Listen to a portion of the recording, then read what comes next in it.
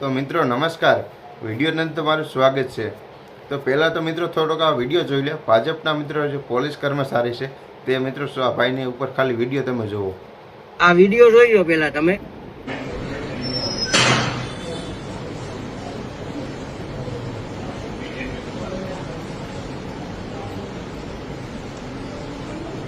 તો મિત્રો જોયો ને તમે પણ વિડીયો જોતા તમને બહુ ખબર નહીં ખરેખર પડી હોય।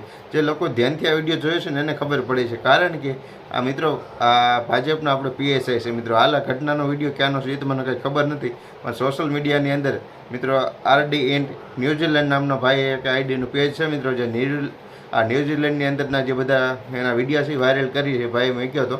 એ ભાઈને કદાચ ખબર છે આ વિડીયો ક્યાંનો છે, પણ મિત્રો આ પોલીસ સ્ટેશન છે અને પોલીસ સ્ટેશન અંદર એક આરોપી હોય જ। કોઈ પણ જગ્યાએ પોલીસ સ્ટેશન હોય ત્યાં આરોપી હોય અને ગુનેગારો પણ બધા લોકો હોય જ। ત્યાંની અંદર મિત્રો ભાઈનો વિડીયો તમે જોયો, કદાચ ફરીવાર પણ જોઈ લેજો।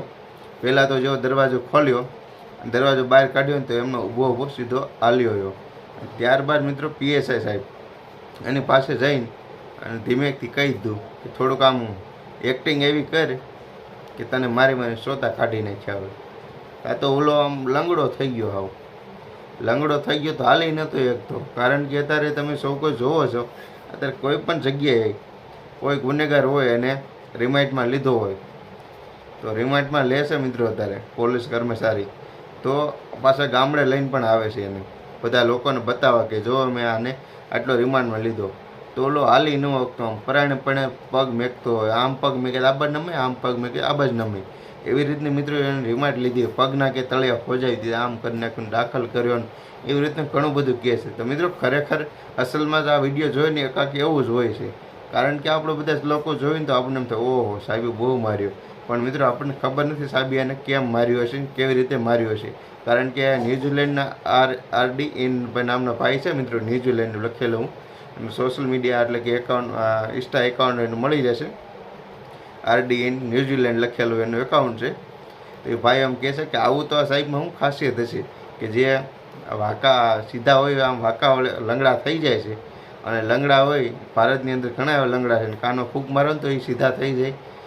અને આવા તો ઘણા બધા મંત્રીઓ છે કે એ બધા વાંકા હાલે આ સીધા હાલતા હોય કોક, એને કાનમાં ફૂંક મારે તો એ લંગડા થઈને સાનામાના ઘરે બેસી રહે છે। આવું તો ઘણું થાય છે કે આપણે હવે સાહેબને ન્યૂઝીલેન્ડના વિઝા કઢવી દેવા છે, એવું ઘણું બધું આ ભાઈ એને ટિપ્પણી પણ કરી રહ્યા છે। તો મિત્રો ખરેખર તમે જોયું ને કે આમાં થોડું ઘણું તો કાંઈક મિલાવટ બધી વસ્તુમાં તો થાય જ છે। કોઈ પણ ભાઈને રિમાન્ડમાં લીધો હોય કે કોઈ પણ વ્યવસાય, કોઈનો ધંધો હોય, કોઈ પણ જગ્યાએ થોડો ઘણો ભ્રષ્ટાચાર ચાલી જ રહ્યો છે।